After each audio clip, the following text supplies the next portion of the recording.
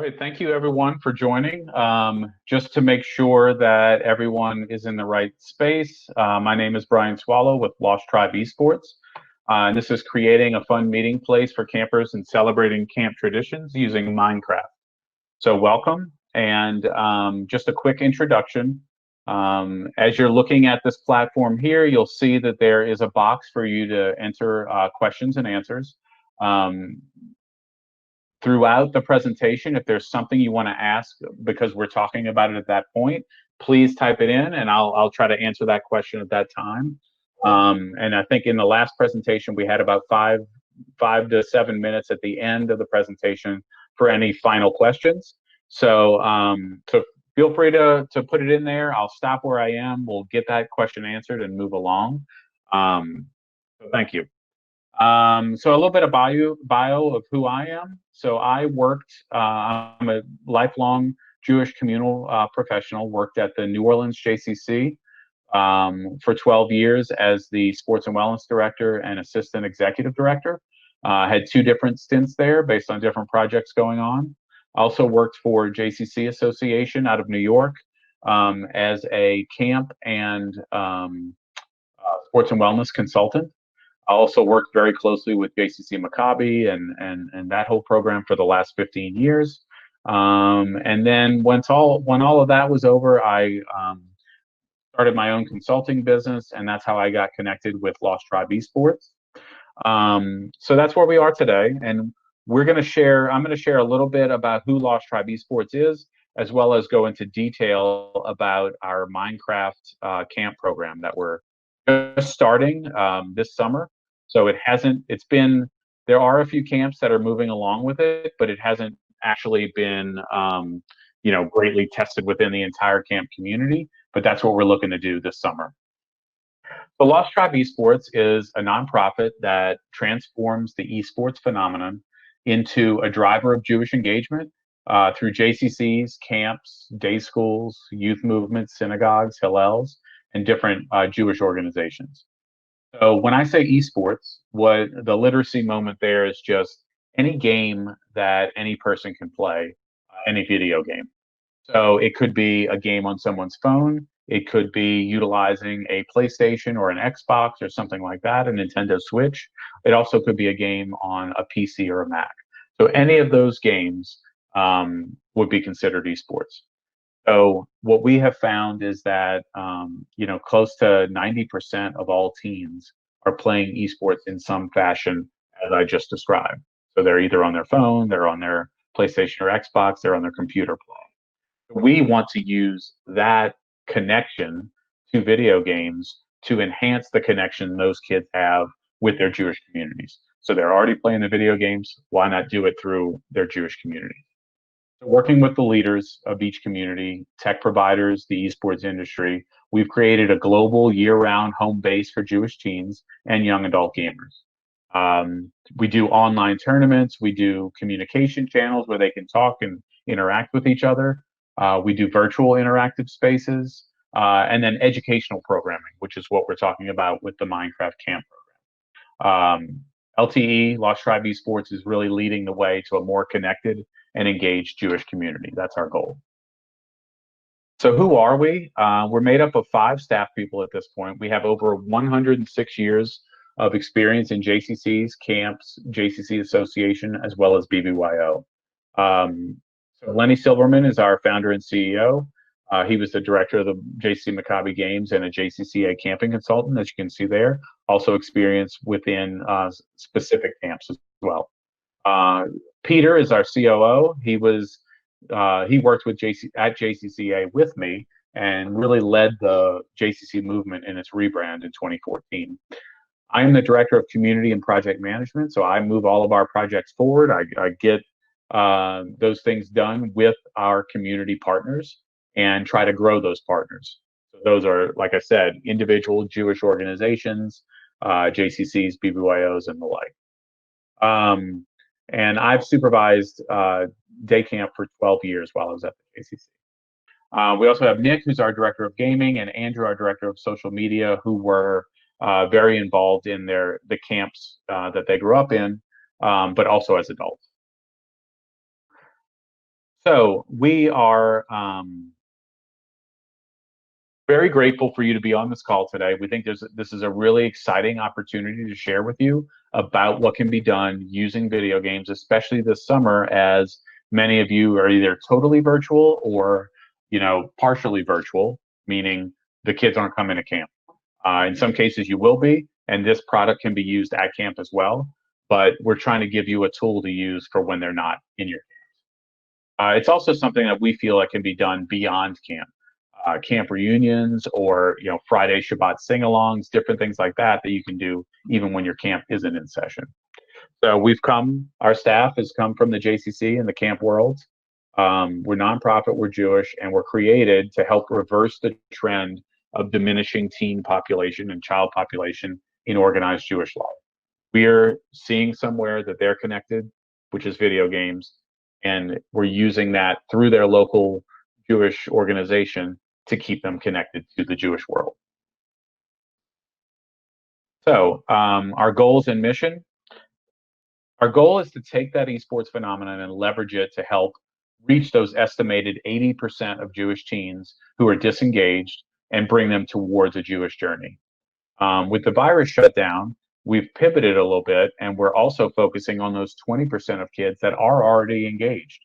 So these are kids that are connected with their JCC, with their BBYO, and we're providing them free online activities to connect them to each other all across North America. With all the closures, cancellations, and everything else because of COVID-19. Our mission is your mission. We really don't necessarily care that it is esports. We care about the hundreds of thousands of Jewish kids and getting them connected to their Jewish communities through esports. We care that they have camps and then JCCs and other critical experiences to just help them form their Jewish identity. And that's what we're all about. So our COVID-19 response, since mid-March, we've provided at no charge, absolutely free, a robust online teen engagement platform to BBYOs, JCCs, Maccabi athletes, and a handful of camps. We're partnering with the big, Jewish partners, JCC Association, JCC Maccabi, FJC, NCSY, USY, Young Judea.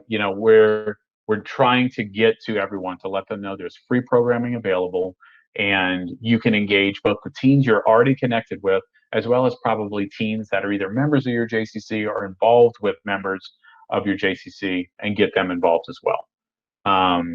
We're building and delivering a multifaceted platform of programs and services, and looking to do custom programs as well, whether that's, a tournament for the entire city of Toronto and all of the different Jewish camps to be involved, or, creating your specific sleepaway camp in Minecraft to have the kids interact with. We want to bring everyone together. We want to bring you programs that you can connect with, that you've created yourself, and or that we've created that you can take and just use. So it's one big community tent, bringing Jewish teens together with their peers from around North America, utilizing gaming as the organizing activity, but really just making Jewish connections. One example of our work that we're doing is working with JCC Maccabi to come up with a virtual set of games for this summer. Obviously, the regular program has been canceled, and as a 15-year veteran of working within that program in multiple roles, it's sad to see, but we think that we can come up with something that allows individual delegation heads, for Maccabi within their own communities to connect with their kids, as well as the entire JCC Maccabi movement to continue. So Camp Lost Tribe. This is the environment that we've created specifically for camps for this summer to keep connected with your kids. So this kind of came out of the COVID-19 pandemic, but thinking also beyond. We knew a lot of camps were closing, or were at least not doing in-person camp. So we wanted to offer a virtual camp space. So that's what this is. Campers and camp staff can interact together through a video game called Minecraft in a virtual camp environment, all without leaving their home if they want. The avatars, the little people that each camper would create and direct within the game, can virtually move about, explore the camp, and take part in activities. So as you will see when I show the video, we've created this sleepaway camp environment that has a lake in the center, full of boats and bridges and different things like that. We have cabins where the kids, in their traditional camp would sleep. But in this case, they can go in, they can interact within the cabins. There's also an amphitheater where you can do Shabbat sing-alongs and different things, which you'll see all within the video I'm about to show you. For those of you that are unfamiliar with Minecraft, Minecraft is one of the most popular games ever created in the history of video games. 176 million copies have been sold. One of the reasons it's very popular, besides the fact that it's very creative, is that there's cross-system involvement. So whether you're playing on your phone, a PlayStation, an Xbox, a PC, a Mac, whatever, iPads as well, you can interact with Minecraft in some way. As you will see, it's not a program. It's funny when it became really popular several years ago because when you look at it, it looks like something created in the 70s or 80s. It's very blocky, but kids go in and create anything they want within this space. It could be buildings, it could be mountains, it could be rivers, whatever. And they love the creativity of it, the interaction with each other, and this is the tool we're using to try to create this virtual camp programming. Your camp staff and your campers are either using it currently or have already used it. It is that popular of a game. We're finding camps, when they talk a little bit about this to their communities, that there's a ton of kids already involved. It's not just a game. It has creative elements such as architecture, design, collaboration that the campers and the camp staff can use to interact and build their Jewish camping experience. While we will give you a shell, the kids will be able to build so much more because the space within the environment is it's almost unlimited. So the environments contain, this is what I was just saying. So we give you the camp that's in the center, but all the surrounding land around the camp can be built out by you and your campers however you wish for it to be. So it's unlimited space around a central camp environment for camper Minecraft pros, which you'll find that you do have within either your really young staff or your campers to show off their creativity, collaborate with each other to build something together. And really their only limitation is what their imagination can come up with. All right, so that's a little picture of what you could possibly do within the piece of Camp Lost Tribe that we deliver to you. So, like I said, we create that whole piece. And one thing I didn't mention to the last group is we also protect that area so that area, that main area of Camp Lost Tribe is something that the kids can't change. But then, like I said, as you go out beyond the space where what you just saw, the kids can create on their own and build whatever it is that they want to. So the way you get started, or the way this progresses from here, is you can schedule a 45-minute training session with our Lost Tribe Esports staff via the Click to Camp marketplace. That's where you would schedule your initial training session. You invite your camp staff to join the call, and we take you into that space and we say, how are we going to do this programming? How do we get the kids to create new things? Where do we go from here? And that's what our staff will take you through. We also teach you how to get the kids initially registered for it, as well as how to pair this with Zoom so that you can engage kids that aren't necessarily using Minecraft through the summer and beyond. So a question says, does this run on a Minecraft server that you host? Yes. So as we talk about, like the cost of this, so that initial training session is $50, and it goes towards the overall purchase of the program, which is a total of $300, and that's for the entire summer. So what you're paying for there is the staff time just to create that initial environment, to train you, as well as the leasing of the server over the summer. You have your own server. Each camp has its own server. The only people that will be on your server are those people you invite. So when we give you an invitation link, you're inviting just only those people that have received that and click on it and register are going to be on your site. You're not going to have anybody that you're not aware of or that you don't know. So it is your server. One of the safety features that we offer is that our interns monitor all of our Minecraft servers for 12 hours a day from 10 a.m. Eastern to 10 p.m. Eastern. And that's just for any sort of like major violations, any sort of bullying, or they're building something that's inappropriate or anything like that. We would notify you so that you could handle that, however you're going to handle that with the kids, since you're the one that is actually um, has worked with those kids and has those relationships. So go forward one more slide here. So what campers can participate? So the campers who have Minecraft can be exploring the space and participating virtually. That's for anybody that you invite with your invite link to be a part of it. If your campers don't already have Minecraft, there's a few solutions. Um, our version of this Minecraft piece is done only on a PC or Mac. So they would have to have a home computer of some sort, and they would have to purchase, if they don't already own, the Minecraft program, which is usually around $20 to be able to do it. Some camps are considering, including that as part of the fees to do this program.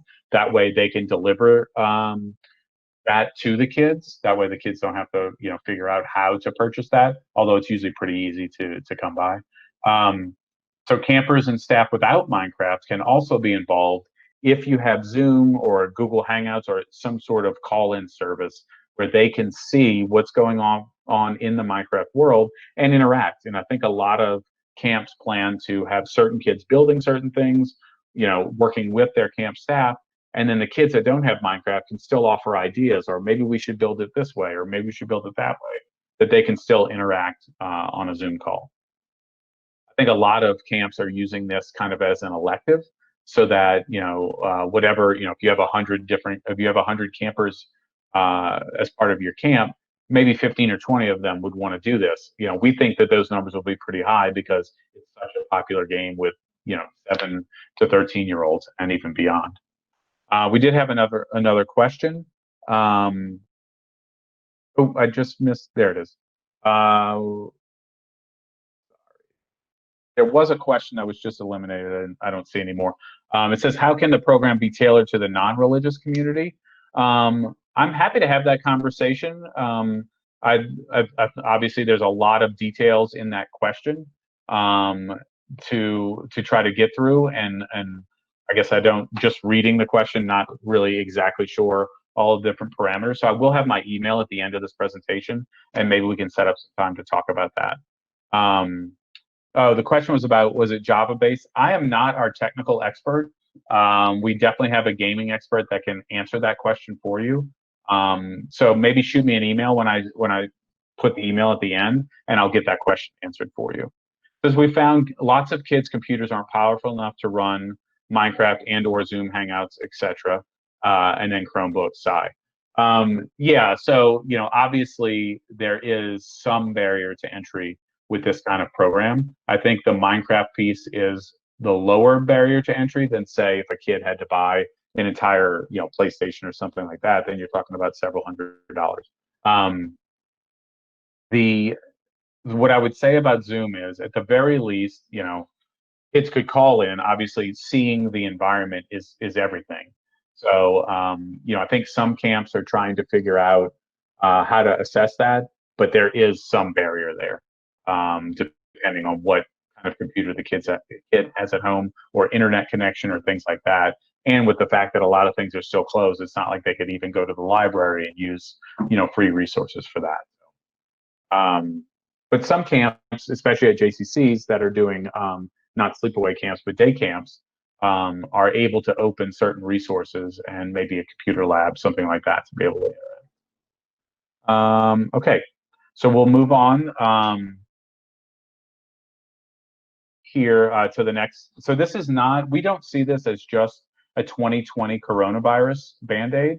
We really see, this is an ability to engage with your campers year round You can do reunions. We have some. We're actually piloting a program where we do a Shabbat, like a Friday hangout before sundown, where every week in our Minecraft server that could be open to all of the camps, where kids are able to come and do sing-alongs and interact with each other, whatever. I think there's a lot of possibilities for that as well as you look forward beyond the summer. A quick question says, sorry, it's municipal government summer camps. Thus my question regarding religious overtones. I love the programming concept. We have kids of 50 different dialects in our schools. Um, yeah, I don't really, as far as the different dialects and things like that, I don't know. I think most of the kids that are actually playing and interacting within the environment, although they do have the ability to talk with each other, I think most of the interaction that's going on is actually building together and different things like that. There is a feature where you can type in kind of like text, um, talk to each other, but the different dialects and the different language barriers is going to be a bigger issue. But our staff is great. We're happy to explore that with you and make custom ways for you to overcome whatever obstacles you have to deliver this to your kids. So innovations abound. This is really not limited by anything um, that except what the imaginations of the kids will be. So we think you can do programming in it this summer. We think there's a lot of potential to create Jewish content. You can see by the Shabbat sing along that this is not just gaming, it's Jewish convening, bringing Jewish kids together. You can engage with your kids and staff year round on camp reunion, Zoom calls, or other interactions. The key is that you probably already have staff that have done this, that have played Minecraft or familiar with it. There's tons of YouTube videos of how to do it. Not how to do it with Lost Tribes specifically, but just how to play Minecraft and what you can build and how you can interact. There's a lot of kids ages 10 to 13 have gotten wrapped up in watching other people play Minecraft. So there's a huge opportunity there with your camp staff. So we're just using esports like Minecraft in this specific situation to keep kids engaged with each other and to do creative virtual projects, such as rebuilding your specific camp in Minecraft. We've had a lot of interest, especially from sleepaway camps, of I want to rebuild my camp, but in Minecraft. So I think that's a way, that's definitely something we can discuss of doing for you, but it's also something that I think can be, the kids can be challenged to help do and create. Okay, so that's kind of the end of our piece on the Minecraft camp environment. Like I said, to get involved, you're going to use the Click to Camp site, the marketplace there, to set up your initial training session. I'm also going to share my email address if you want to, if you have any follow-up questions or anything directly. We are really trying to use the esports space to be able to connect you with your kids, as well as kids in general, to their Jewish organizations in their home community. I will give everyone a chance. If you want to type in any more questions or anything into the question box, I will allow you to do that here. I also want to show. Oh, we do have a question. Do you teach the kids anything about Minecraft when you do your camps yourself, or is it more about using Minecraft as a platform? I would say the answer to that is yes to both. So I think you're going to have a group of kids that want to do this that has never been experienced with Minecraft, and so that you have the ability to create that. So we can teach your staff, and obviously, if you find staff on people on your staff that have experience with this already, they can also teach the kids of how do you just go about the basics. How do I build with wood? How do I build with stone? How do I build whatever? And then secondarily, I think that it is the platform to get them to come together.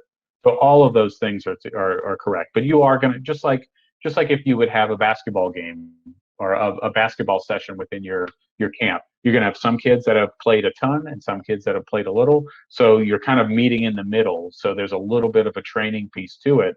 But then there is an ability within this platform to challenge kids to build certain pieces of your regular camp, or maybe you want to do. I've seen, if anyone's familiar with the Penn Relays, which is a very famous track and field event, um, people recreating that sort of environment and then allowing your Minecraft avatars to actually compete in relays.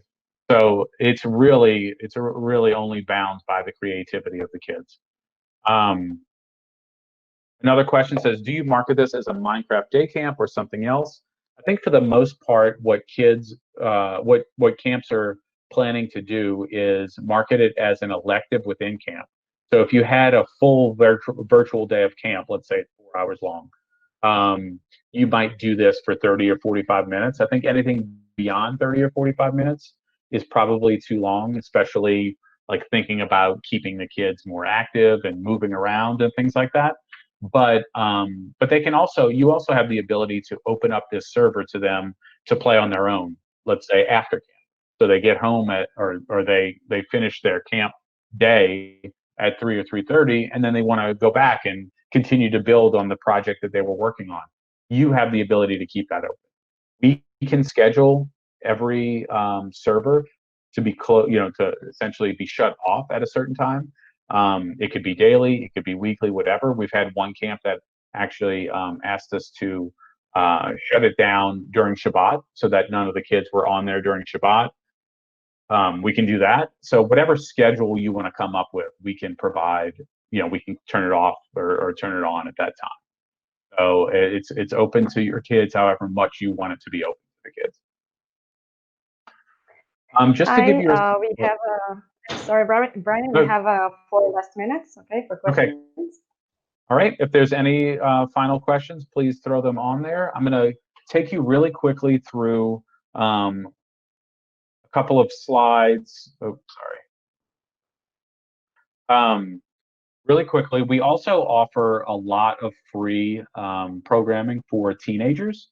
So if you have a connection to teen groups within your camp or within your organization, we do 3 weekly tournaments that any Jewish teen can participate in for free. Games include Fortnite, Madden NFL, NBA, FIFA, NHL, Super Smash Brothers. We've done a lot of different things. Participants do have to be 13. We connect them with each other, and it's a great opportunity for you to keep those teens connected to your organization. So what I will say, and then I'll start answering questions if any have come through. Here's my email address. If you have any follow-up questions relative to Minecraft and the camp presentation, or if you want to explore with me or my staff the details of what your camp is going to be doing this summer and how this can enhance that, we want to assist you. We want to help you out. And so we're happy to brainstorm and create a custom plan for you to be able to roll this out. Says, can we customize the pre-designed game, e.g. Use our own branding? So what we do, let me get back really quickly to the picture of Camp Lost Tribe. So when you enter the camp, that entire piece that you saw today, we create for you. This piece right here that says Camp Lost Tribe, we will actually put in your logo. So that is part of the services that we provide. All of that will be secured so that the kids can't break down those structures. So that'll always be a part of the camp. And then as you expand around that area, like beyond the trees you see there on the screen, that is all customizable by you and your campers. So yes, you can obviously brand it as well, but we will provide this to you with your logo. So where it says Camp Lost Tribe, it'll also be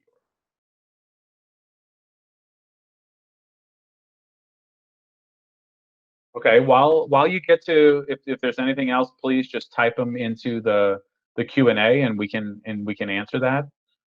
Just to let you know, Lost Tribe has some other offerings that I wanted to bring to your attention.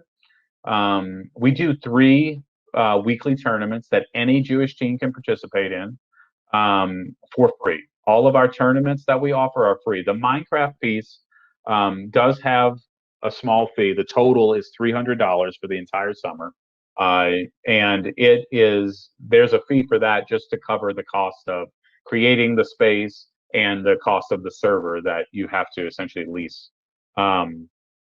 The games that we play on an ongoing basis include Fortnite, Minecraft, Madden, NBA, FIFA. I put Fortnite on there twice. Sorry about that. Super Smash Brothers and others. The participants only have to be 13. They do have to be 13 to use that platform. And then we utilize Discord, which is a communication tool that many video game kids that are involved with video games know about, for them to interact with each other. So they're meeting Jewish teens outside of just the ones that they are, you know, that they know from their own communities. Okay, so it looks like we do have a few questions. I'll get to answering those. How do you market your Minecraft camps?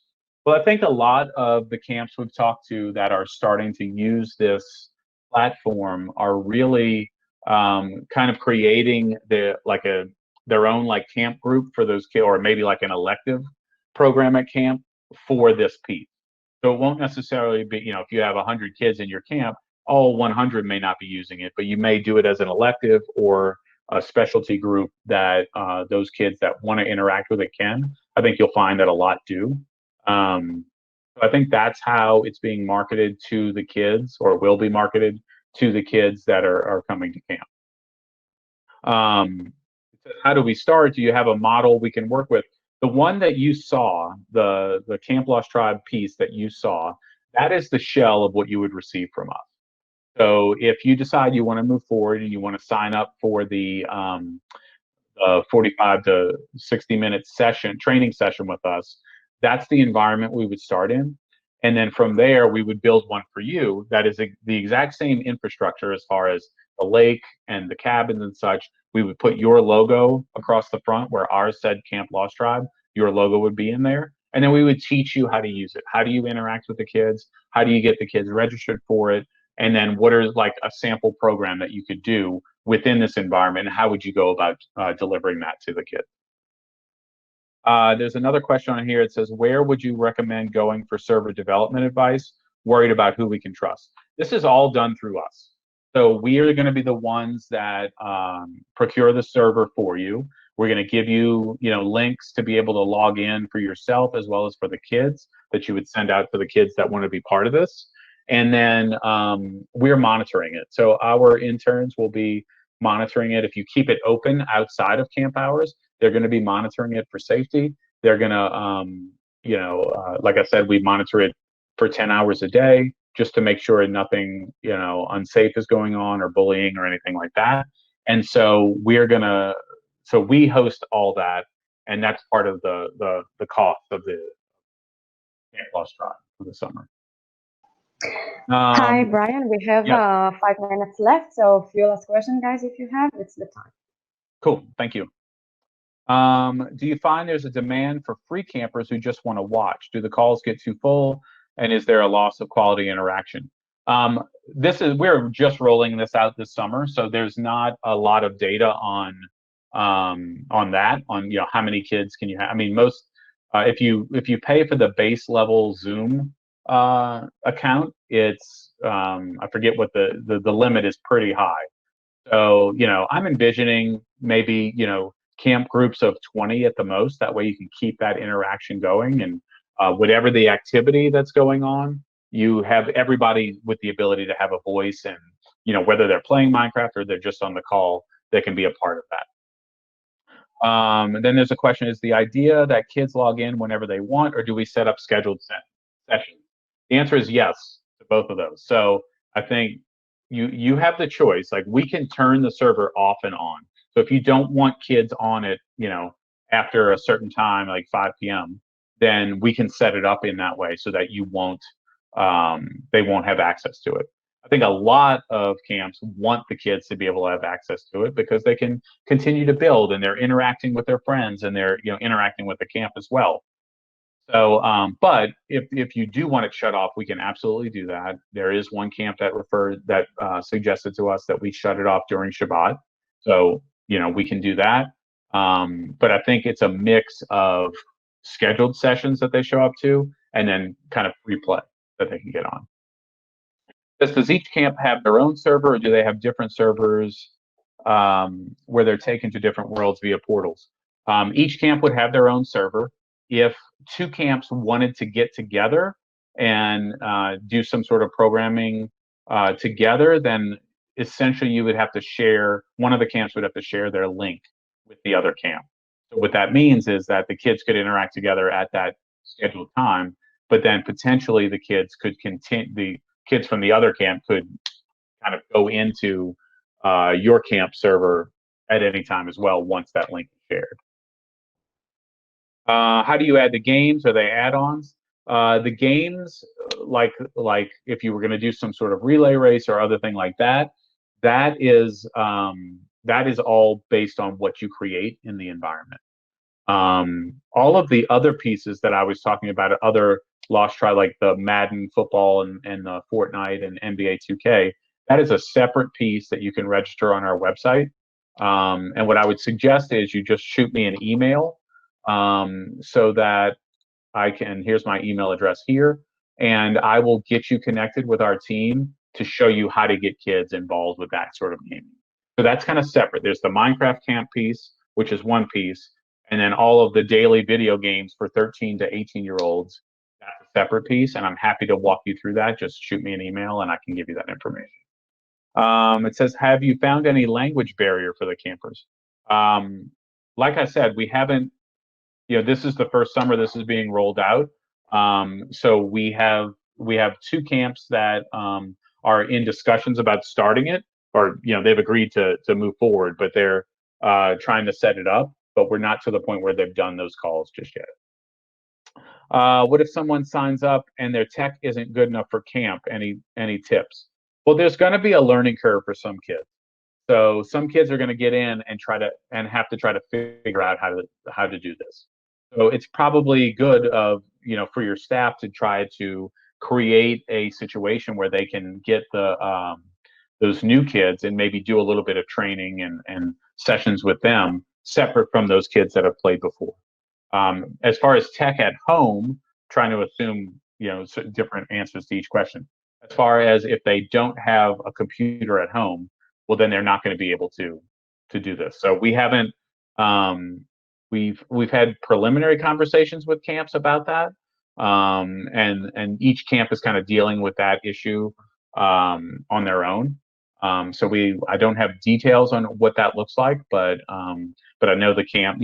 We're organizing monthly calls with all the camps that do get involved with this program, so that we can share information with each other. So the next one I think is in the first week of July. So once camps get going on this, they'll be able to share what's worked and what hasn't with each other.